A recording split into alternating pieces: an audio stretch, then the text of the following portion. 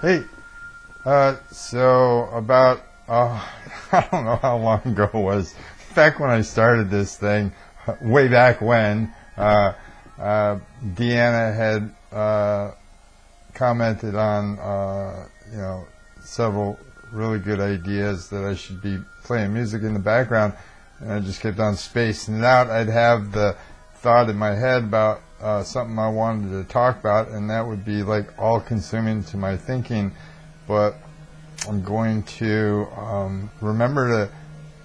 try to remember to have music in the background, and also I really hope that maybe somebody shows up someday that knows how to incorporate video clips or animation into the talks to make them more interesting visually. So if there's anybody out there that wants to do that on a voluntary basis for now, please let me know. So anyhow, aspiring to always get better at this. I am going to talk about my own thoughts around mortality, and for anybody that has joined the channel lately, and there's been a couple in the last few days, thanks. Part of the reason that I've started this channel, if you don't know, is because I've got cancer. I closed down my therapy practice, and I am now doing what I can to provide good information to the general population, and also updating people on my journey with cancer as it goes. So if there's any question for anybody out there about whether I am getting any of the treatment, because the idea of death repels me, that wouldn't be right. I can count on only, one hand, certainly, probably not using the thumb, how many people know the following, and this kind of blends itself into the section of this video that's the dark history stuff. But at about the age of 10 years old, I had become so miserable that, now I'm only able to see this after hundreds of hours of therapy, and in retrospect, keep in mind, but I was so miserable by around the age of 10 that I didn't want to be here. I didn't like being in my own skin. I didn't like people in general, and I essentially wished I was dead, and not so much from just a childhood or childish kind of, I'm unhappy for this moment, I wish I were dead. No, I pretty much wished I was dead all of the time. And 10 years old is when I started drinking alcohol, and as I got into my teenage years, I started behaving in very, very reckless ways, and I pretty much tried to stay inebriated because, well, I didn't like being in my own head, as I've already established. And so basically the way that I got through life was to numb myself pretty much daily. I mean, to say that I was drunk or high every night would be inaccurate, but let's say a good 75-80% of my life between the ages of 15 when I joined a carnival and 38 when I got sober was spent inebriated. And then when I found a way to conceptualize higher power, as I've discussed before, at the age of 38, I kind of did a deeper dive into the idea of well, what if there is something that happens after we die? And then probably 5 years after I got sober, I got prostate cancer, and so I faced the idea of my own mortality once again. And I've spent a lot of time in meditative practices, and I have done the following exercise, which I recommend to anybody to do. It's a very, very powerful exercise because when we sit in silence without distractions and think to ourselves, we are going to be gone, I am going to be gone in a minute, okay? Because it is just a minute. It's just an extension of that time that we are gone. And when we sit solidly with that truth, it becomes, more of a truth instead of this abstraction that we consider death with on a daily basis.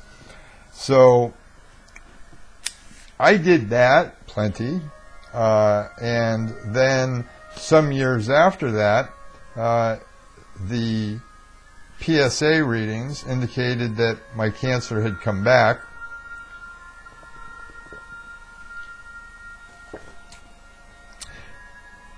And according to the information that I had received, it seemed, at least for a couple-week period, that this was it, that I was going to move along. Well, the readings were not correct, but that experience, that time period, once again, of embracing my imminent demise, my imminent death, was a very, very powerful time. These are all very, very powerful times. If you've heard people who are dying that say that the grass is greener and the sky is bluer and things taste better, these kinds of things, it's true. It hasn't started happening to me yet on this journey, but it has certainly happened to me previously. And these were actually really, really wonderful times, and I wish I could hold on to those experiences. Unfortunately, what seems to happen is that when we are pulled back to the reality of everyday life, then, everything becomes kind of mundane again. Not that my life has ever really been mundane, but I did lose touch with that sense of incredible awe, as the word is supposed to be used, of being alive and being in this place with these trees and these relationships and all that goes with it. It's really, really profound. So then the other component to this is that while at 38, when I got sober, I stopped having something of a death wish. And keep in mind, I wasn't overtly suicidal, although I did end up in a psych ward in Riverside, California at one point, having made a half-hearted attempt. But my way of attempting suicide was a much more half-hearted, let me just act like a maniac, and if it happens, it happens. So, the 9 motorcycle accidents I have might imply to a lot of people that I'm a really, really bad motorcycle rider. Except that I've probably ridden my motorcycle many hundreds of times drunk, and then one might conclude maybe I'm a really, really good motorcycle rider. In any case, I didn't care. I was almost, looking forward to not being here back then. And, I smoked a pack and a half of cigarettes a day, used to skydive, drunk from the night before, tequila, hungover drunk, while I was learning to skydive. And, you know, I've probably done over 50 free falls, and a lot of them were loaded. And one of them, oh boy, that's a story. I was about 2 seconds from hitting the ground before I figured out my problem and got the parachute loose. And so, you know, while I stopped being covertly or kind of semi-suicidal when I got sober, when things turned around for me as they have, I gotta say that the experience that I've had these past 20 years of sobriety are far, far exceeding my wildest dreams. Okay? And every day has been just this glorious, amazing experience of being able to go into my own office and help my own clients. Like, I own them, but, you know, to be able to help people on a daily basis in this beautiful, beautiful office that I have, or had. Do I still have it? Anyway, it's every day has been an amazing, amazing thing. And I've said for years going into decades, at least a decade, that I've far outlasted my expiration date.